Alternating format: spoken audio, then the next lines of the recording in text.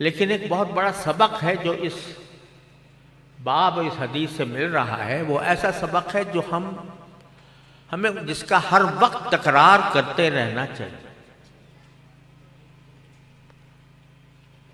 امام بخاری رحمۃ اللہ علیہ نے عجیب و غریب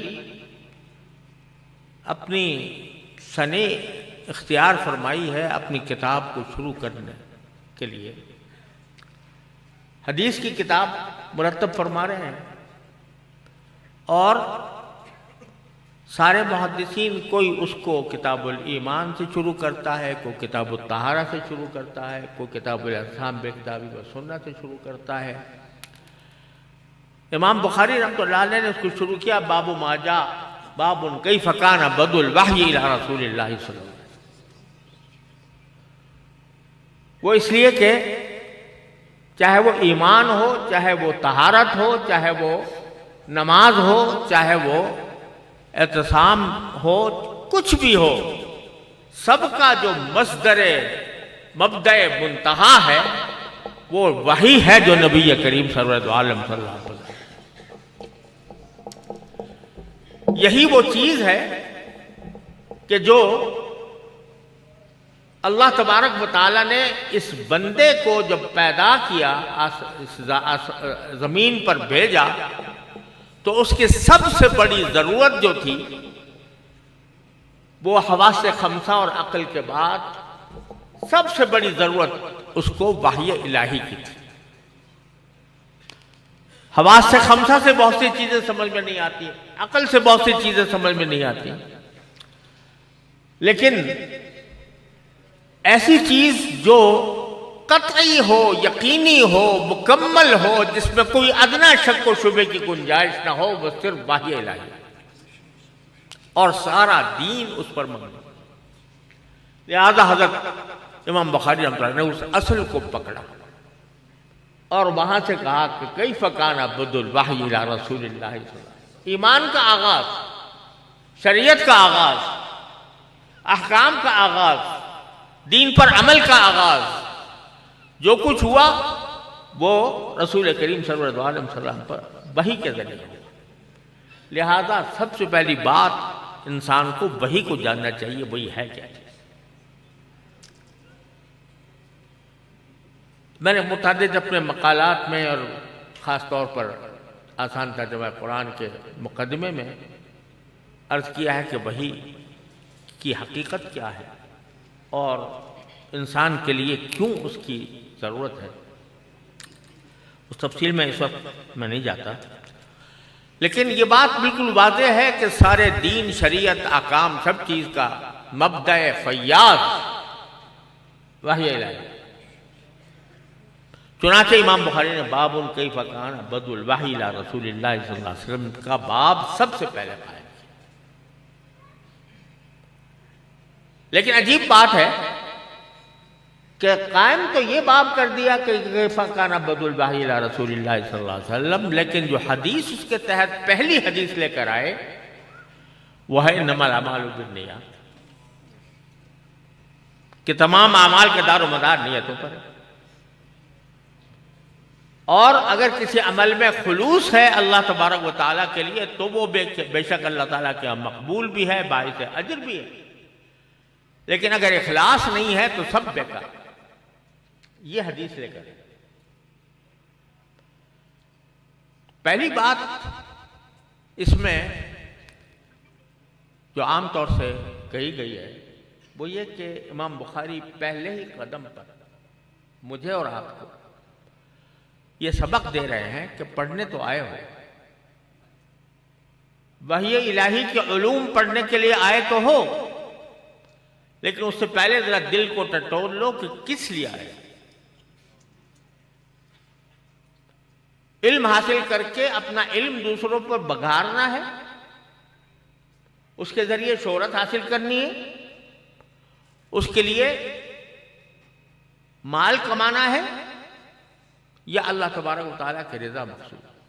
پہلے ہی قدم پر یہ سبق امام بخاری نے دیا۔ یہ بات عام طور سے کہی بھی جاتی ہے اور بات ہے بھی فی نفسی معقول، لیکن پھر بھی سوال باقی رہتا ہے کہ وحی سے اس کا کیا تعلق ہے خصوصی طور پر؟ یہ حدیث پہلے ذکر کرتے تھے باب ماجا باب کیف کان عبد الوحی الی رسول اللہ صلی اللہ علیہ وسلم، پھر بعد میں قائم کر دیا، لیکن بد الوحی کا باب بھی قائم کیا، حدیث بھی لائی اسی باب کے تحت۔ تو مجھے ایسا معلوم ہوتا ہے واللہ سبحانہ وتعالی عالم کہ وہ بتانا چاہتے ہیں کہ جو انبیاء کرام کے اوپر اللہ تبارک و تعالی وحی نازل فرماتے ہیں، یہ وحی کا نازل کرنا بھی ان کے حسن نیت کی وجہ سے ہوتا ہے۔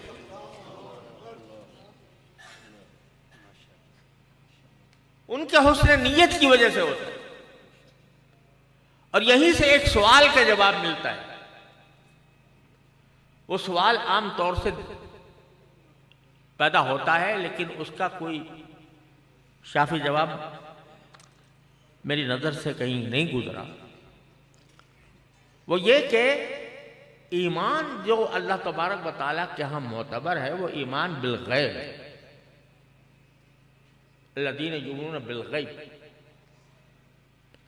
ایمان بالشہود، ایمان بالشہادہ، یہ اللہ تعالیٰ کیا معتبر نہیں ہے۔ جب آنکھوں سے نظر آ جائے عذاب اللہ کا تو پھر ایمان معتبر نہیں ہوتا۔ ایمان وہی معتبر ہے جو ایمان بالغیب ہو، آنکھوں سے دیکھ کر کوئی ایمان لے آئے تو وہ معتبر ایمان نہیں ہے، ایمان بالغیب ہے۔ تو سوال یہ پیدا ہوتا ہے کہ انبیاء کرام کو تو ایمان بالشہود ہوتا ہے، ان کے پاس فرشتہ آتا ہے، وہ وحی نازل کرتا ہے، ان کو جنت و جہنم کی سیر کرائی جاتی ہے، ان کو اللہ تبارک بعض اوقات اللہ تبارک و تعالیٰ ان سے ہم کلام ہوتا ہے، تو ان کا جو ایمان ہے وہ ایمان بالغیب تو نہ ہوا، وہ تو ایمان بالشہود ہوگا۔ تو در حقیقت یہ سوال بعض اوقات پیدا ہوتا ہے، لیکن اس کا جواب یہ ہے کہ اس کائنات میں سب سے زیادہ مضبوط اور پختہ ایمان بالغیب انبیاء کرام ہی کا ہوتا ہے۔ کیوں؟ اس لیے کہ ایمان ان کا وحی کے نازل ہونے کے بعد نہیں ہوتا، وحی نازل ہونے سے 40 سال پہلے تک بھی وہ ان کا ایمان مکمل ہوتا ہے، توحید کے اوپر، اللہ کی وحدانیت پر، اللہ کی صفات پر، اللہ تعالیٰ کی صفات جلال و کمال پر، ہر چیز پر ان کا ایمان ہوتا ہے شروع سے۔ ایسی حالت میں ہوتا ہے کہ کوئی بتانے والا نہیں۔ ہمیں آپ کو جو ایمان ملا وہ تو رسول کریم سرورت عالم صلی اللہ علیہ وسلم کے صدقے میں ملا۔ آپ نے ایک ایک چیز کھول کر بیان فرما دی، لیکن جب پیغمبر پیدا ہوتا ہے ایک ایسے معاشرے میں جہاں کفر و شرک کا بسیرا ہے، جہاں کوئی توحید کے جاننے والا ماننے والا نہیں، لیکن وہ روز اول سے اللہ کی وحدانیت پر ایمان رکھتے ہیں بالغیب، ایسا بالغیب کہ جس سے بڑا بالغیب کسی اور کا نہیں ہو سکتا۔ وہ ایمان کس طرح رکھتے ہیں کہ ایمان آیا دل میں، سارے معاشرے کو دیکھ رہے ہیں کہ یہ اس کے خلاف ہے، اس کی نقالی کرنے کے بجائے، اس کے پیچھے چلنے کے بجائے وہ اپنا الگ راستہ اختیار کرتے ہیں، شروع سے اختیار کرتے ہیں، اور یہ نیت رکھتے ہیں کہ جب بھی اللہ تعالیٰ کی طرف سے کوئی پیغام آئے گا پچھلے انبیاء کے ذریعے یا کسی آنے والے نبی کے ذریعے، میں اس کو مانوں گا، جو معاشرے میں جو کچھ ہو رہا ہے اس کو نہیں مانوں گا۔ تو اس کے بعد اس حالت میں جو ایمان لایا جا رہا ہے وہ ہمارے آپ کے ایمان بالغیب سے کہیں زیادہ اعلیٰ و افضل ہے، اور وہ ان کی حسن نیت کی بنیاد پر۔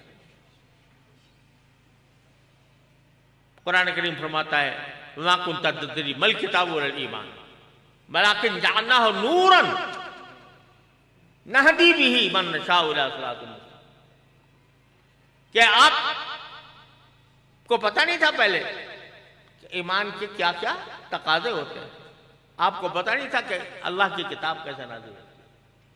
لیکن ہم نے آپ کو اس سارے چیز کو ایک نور کی شکل میں آپ کے قلب مبارک میں رکھا ہوا،